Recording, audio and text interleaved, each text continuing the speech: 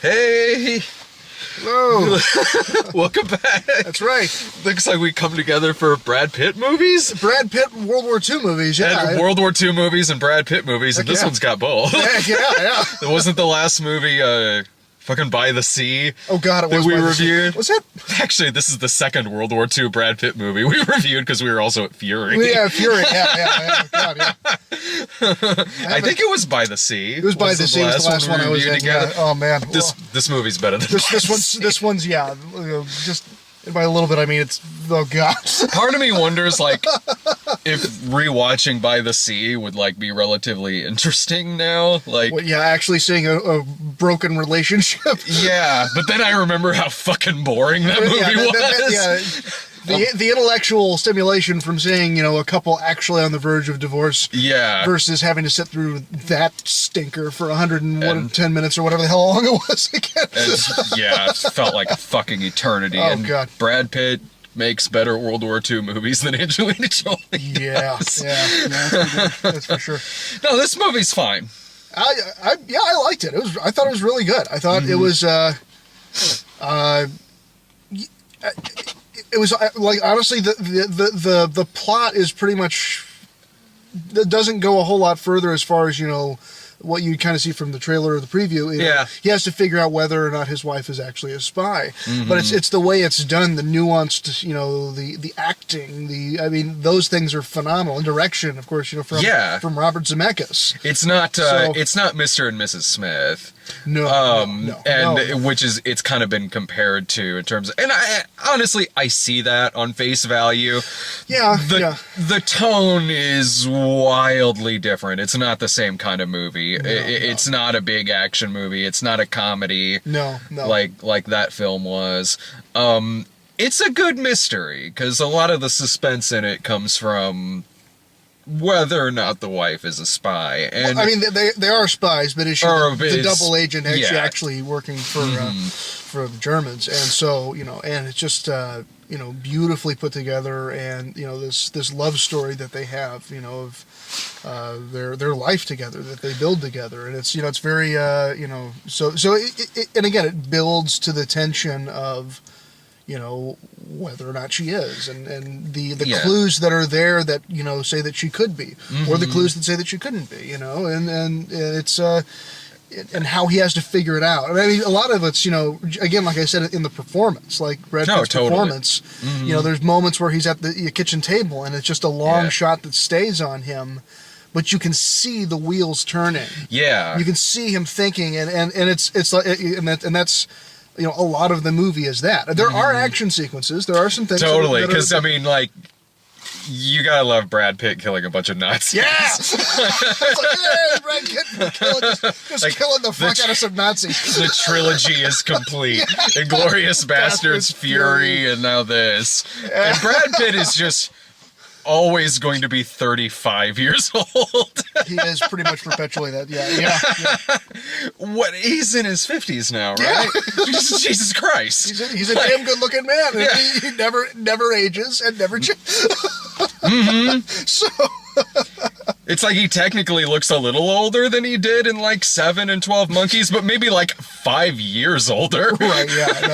Yeah. No. It's solid direction, solid performances in it. There were some issues that I had with a lot of it that kind of did have to do with the romance in this movie, and it's kind of what keeps me from calling this a great movie. It's a damn good movie, don't get me wrong. It's very entertaining. It's unpredictable. Like, I didn't know where it was. I didn't know where it was going to go. I didn't know where it was going to turn out. Their romance happens fairly abrupt in this film.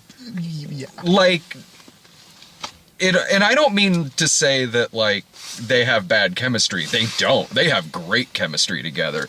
It feels more so in the first act of this movie when they're in Casablanca that it feels like there's just scenes deleted. Because it does kind of go from, they're on this mission. They're really not necessarily looking or thinking of each other sexually. They're just kind of on this mission together. And then they bang in the sandstorm, which was a pretty good scene. That was a pretty cool scene. Yeah. They bang in the sandstorm, and okay, right on. And then once their mission's complete, it kind of jumps into him. Saying, he just kind of, says, well, you need to come to London and be my wife. Yeah, and I didn't know, like, okay, is he asking her to do another mission? Yeah, it was a little like, okay, yeah, so. And then the next scene, they're getting married, they're having a kid together, and right. Really, like, it could have used either punching up, or maybe there were scenes deleted. I don't know, but something. It felt like the decision was made that, since the movie's about is she a double agent or not, they had to get there faster. Which like, it is unfortunate because you're right. It's like they probably you're honestly, you're exactly right. There probably are scenes either in the script form or in the actually shot there's gotta be. that were deleted that got rid of building their relationship. It was just like they went on a mission together and they're in love, now they're together, and then now here's the rest of the movie. Kind of happens. Yeah. And because of that, like, I mean, adding some extra stuff, like actually gradually building up their relationship and really showing that they did fall in love with each other during this mission, would have made this a great film. Yeah. With a lot of that stuff missing, when it got to the point to where they're saying to Brad Pitt, like, she might be a double agent working for the Germans, I was like, yeah, okay, like, it does kind of feel like you barely know her. Right, yeah. That's the thing, is that, like, because, he's coming from the point is, she's my wife, she's the mother of my child, she's everything, we went on this mission together, we were almost killed together, of course she's my wife, and she can't be a spy. But you're right, we're sitting there saying, well, it's kind of hard not to see where the British intelligence guys are coming from there. It's like, totally. She might be a spy, man. Yeah, totally. And Brad Pitt's great in this movie, and you're right when you say, like, when you just look at how he's acting with his face and with his eyes, you see the frustration, no you dialogue, see the worry. No dialogue, it's there, it's great. But if that romance was punched up a lot in the first act of this movie, I would have totally gotten it a lot more than I did. The character's situation, because as it was, I was like, I really never saw you guys fall in love. Like, if I did, this would be a lot more heartbreaking than it is. Eventually, like, it got more heartbreaking just because there was a kid involved. Oh, the ending of this movie is legitimately sad. It's wonderfully done. Yeah, it is. But you are right in that it's this kind of idea that, had I, having my own, young daughter, it's like seeing a baby on screen now makes me, it affects me in a stupid way that it didn't used to. Yeah. So just thinking about, the baby and how heartbreaking it is for what could be happening for that baby. But you are right. It's kind of this whole idea of, well, dude, either she's a spy or you're a spy or something. There's it's like, okay, something's up. Yeah. And you're right. You wanted more of that, to, like, you just be as in love with her as much as he is. Yeah. So that way, as he's going through this heart-wrenching, trying to get evidence, but then somebody gets killed, and then he can't, he loses his evidence. The poor guy. Yeah, although, in the scene where he was talking to the blind guy, and he shows the picture, and the guy's like, my retina's detached, I had one eye blown out, I only see, like, white. That scene kind of ends, and in my head, I was like, well, you could have asked him what she looked like. Right.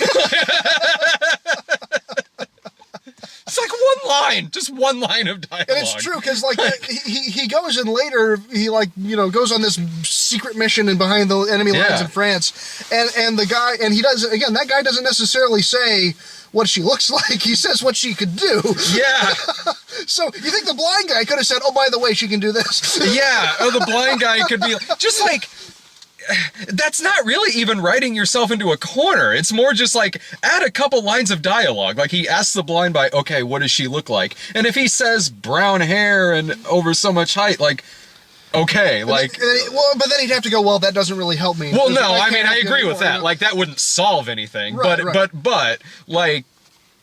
I think that's what anyone would do in that situation. They would ask the guy, like, what does the girl look like? I know you can't see this picture, but what does the girl look like? You gotta remember what she looked like. You gotta remember if you this or that, so...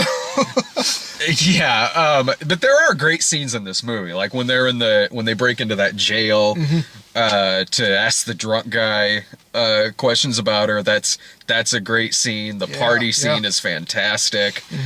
There is really, really cool shit in this movie. Really, really cool scenes. And it has like actors in it that like it's a greatly cast movie to the point to where like the guy who was the Nazi, who was with the deck of cards, Hager, whatever his name was. Yeah, Hager. I swear I've seen him play a Nazi before and things. I think he might have been in Inglourious Basterds. He looks like he could have been in Inglourious Basterds. Absolutely, yeah. Like there's just a certain kind of actor where it's like, that guy would play a really good Nazi in a movie. And I feel like I've seen this guy play a Nazi before and things. I'm pretty sure I saw him in Inglourious Basterds. Or hell, like the guy who was that creepy dude who was not a Nazi, but he was the one who was the higher up. Who was the British intelligence agent guy with the glasses. The glasses, who's grilling him. Who just looks straight out of Raiders of the Lost Ark. Oh, absolutely, yeah. It's watching it. I'm like, was everybody really creepy in World War II? Because that's what these movies teach me. Like they teach me that like. Okay, if you follow around one hero, that hero will be really charismatic and like dashing and handsome and everything. But the side characters are going to be really creepy no matter what side they're on. That was a great scene in the movie. Yeah, there are just a lot of really good scenes. No, there are. There totally There's a lot are. of really good scenes and really well done and really. And I mean, it's interesting to still see movies about World War II that are still interesting. Yeah. Because I mean that's a topic that's been done a lot. Yeah. Oh Lord. Especially, I mean, it starts out with a spy in Casablanca. Yeah. That's sort of been done before. Technically, yes. Technically, yes. So, in that 70s TV series called Casablanca. Right, yeah. That one. That's what everybody remembers. That's what everybody remembers. That's what first thing they think of. No, like, and plus just sprawling across different genres too, not just like a movie like this, it's like a suspense thriller, but also like comedies like 1941 or exploitation films. Boy, are there plenty. Fucking remember, what was that fucking one we watched? Like Achtung, the Desert Tigers, the Richard Harrison one, where like the fucking guard tower had its own theme music. Yeah, they'd use the same shot of the guard tower. It was the same shot of the guard tower. And then it had its own theme music. And it's like 20 times in this movie it did that. It cuts to this stock shot of a guard tower, just some fucking Ilsa lady pops up, because of course. Right, yeah. Well, yeah, because it was like the weird prison exploitation film. Yeah. And then like the last 30 minutes had like surprisingly high production value war scenes. Well, half of it was like stock footage of other war movies. I guess a lot of stock. But no, they had enough of their own stuff in there. It's like somebody spent money on some explosives. Yeah. In this weird prison, exploitation film. Oh, they always had explosives laying around in that. I'm sure. In exploitation movies. I think it was Reb Brown who told the story about working on Strike Commando with the Bruno Mattei. What the fuck? This jogging guy. It's like it's 12:30. So it's just a big bearded guy jogging in shorts. There's like a hipster logger looking guy. Yeah. In jogging shorts. It's like 40 degrees. When you gotta run, you gotta run. Gotta get my reps in, bro. What was this? What the hell are we talking about? The Strike Commando. Right, how can I forget Strike Commando? Oh, God. Like, Red Brown one point was talking about, like, how I think they were supposed to shoot in a boat and then it just blew up or something. And then the director was like, "Well, that's crazy. Boy, hope we got that on film."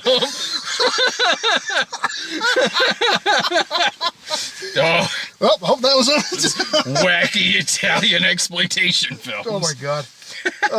Yeah.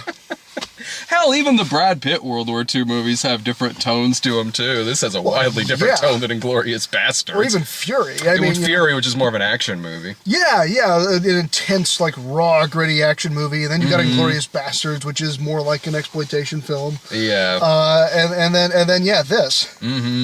Which is just a very... It's a very subtle, nuanced movie. It is. You know, there's really no big score. Yeah. There's no big... You know, I mean, the action is there, but it's not over-the-top kind of action sort of things. No, and it is realistic, too. Yeah, like, when people get shot in the head, it's... Not that it's, like... gratuitous or it's not Hacksaw Ridge. Oh god. Like, there's not like fucking maggots just crawling out of corpses' assholes and things. Like, just like, you know, little streams of blood that come out and and like, I mean, it's I mean, a very quiet movie too. You know, I mean, there's a lot of scenes. I mean, the first like 5 minutes of the movie, there's hardly any dialogue. You know, it's just very, very quiet and nuanced and subtle. You know, but very effective. You know, a lot of what it does. So no, there is great camera work in this film. Like that one where it's one shot of when Brad Pitt's in the plane and the plane is off and it's coming down and then it lands, and in one shot they make it look like Brad Pitt was just flying this plane all along because it opens up and it's Brad Pitt. It's well done. Yeah. No, I would say this is worth like a... I would say it's easily worth a matinee screening, honestly. Yeah, I mean, it was good. I mean, the thing is that from the previews that we saw, it's obvious it's Oscar season. Absolutely. You know, it's Oscar season, so everybody's going to be limping to the barn with every damn thing they can with a, you know, big, you know, performance-based Oscar bait type of thing. And this is right up there with it. Yeah. And deservedly in a lot of cases, I think, you know. I could see this getting, like... It's got to get nods for certain things. Maybe some technical stuff, like cinematography, which is damn good. Like, that's a great shot when, like, they're having that picnic and they're putting the British flag over the Nazi plane that gets shot down. I could see this getting some technical nods. I mean, we certainly got trailers for upcoming stuff. It's all Oscar bait. Silence, the Martin Scorsese. Collateral Beauty, which I don't know what to make of that. Like, it's like Pursuit of Happiness, only he's rich. You're right, yeah. I don't know. Exactly. Like, it's... Irving and I were talking about this, where it's like every time this year is the movie where Will Smith is a damn good actor, but like every time this year there's the one that comes out where it's like he does really want that Oscar really bad. He's going for it. And this could get, that movie could go either way. It could be really good, or it could be like really cynical Oscar bait, like extremely loud and incredibly close. Yeah. That'll be interesting to see. What else? There's like Fences. The Denzel Washington one. Good. Like Denzel Washington, Viola Davis. That could be good. Patriots Day. Patriots Day. Yeah. I like Peter Berg. Another Peter Berg, Mark Wahlberg. Where bad shit happens. It's like, eventually, if you see Mark Wahlberg at a big event, get out of there! Yeah, especially if Peter Berg is filming Peter Berg is filming. Oh, shit. Like, Wahlberg will probably be fine, but a bunch of other people Everybody will else get is going to be in fucked trouble. up. Jesus Christ. That looks pretty good, Oz. I really like Deepwater Horizon. All right. I mean, with Peter Berg and Mark Wahlberg's going to survive. He'll be the lone survivor. There was literally a movie about him being the only survivor. Oh, my God. It's Hipster Beard Guy. He's back. Found my keys, bro. Found my keys, heading back. Didn't bring enough pants. Yeah, he's got like the long sleeve shirt, like the knit hat and gloves, and no pants. Like he's got like shorts. Fuck, like what? I mean, I went back and. Where the hell did he come from? The Freddy's restaurant. The Freddy's or something. Like what hipster commune is somewhere out in this cornfield? I stepped outside earlier in like my track pants and a t-shirt and my flannel to just walk a couple blocks to a mailbox. Instantly went back inside because I was like, it's a little brisk out here. Let me put my jeans on and grab my coat. This guy's props. More power to him. He's doing a lot more exercise than I did today. But same. Well, I don't know. I did walk to the mailbox. He's also wearing a lot more pants than he is, though. So, yeah, we're a lot warmer than he is. That's true. See, you're gonna come back to Springfield for the next Brad Pitt movie. That's right. Next time Brad Pitt does a World War II movie, I gotta fly back to Springfield. Or I'll fly out to LA. There you go. Actually, yeah, it'll be my turn. That's right. It's your turn. We reviewed. Fuck, was it Beyond the Sea or Beyond By the Sea? By the Sea. By the Sea. Yeah. Beyond the Sea was the Bobby Darin thing. Yeah. By the Sea. I'll fly out to. Or yeah, I flew out to LA when we reviewed that, so it's my turn to go out to LA. Shit. Better be good. Last time it wasn't. Yeah, it'll probably be shit now because the ones we see out there suck. Yeah. Any final thoughts about it? Final thoughts. It's interesting, to see, kind of a spy thriller that was done to be very, the spy thriller done, very nuanced and this, kind of exploring this idea of, family and, and love and, and not done in like a mystery. Oh God! Oh God! Oh, the music. Nice. So suddenly content ID on the video. Shit, great. After 1 second. After 1 second. 1 second of some song. Fuck! I didn't even know what the song was. I didn't know it either, but yeah, no, it came on. Anyway, not done in a comical or high action sort of way. Done as a more nuanced, character-driven thriller. So yeah, interesting to see. Yeah, it has modern day special effects in it, but the pacing and the tone of it was certainly more like a early mid '90s like suspense thriller, period suspense thriller. Yeah. It's an entertaining movie. It's suspenseful. It's well acted. I thought it could have been punched up a little bit more, but as it is, it's perfectly fine for like a matinee. Or honestly, even if you paid more than that, you won't. For me, anyway, it's like, yeah, this would be worth a matinee screening. But honestly, if you pay more to see it, you won't. I don't think you'll be pissed off about it. It's not disappointing. It's just oh my God. Oh yeah. Okay. Thank you. No, this car is telling me I have to turn the car on, not the battery. Anyway, the point is. Okay, now it's coming on. Anyway, so as the car starts up, I don't think you'd be pissed off by seeing this movie. I think it's just, you're right. It's just kind of like, well, I kind of really wish we would have seen a little bit more of that, but ultimately I think it was enjoyable. Yeah, ultimately it's a very enjoyable movie. Yeah. See it.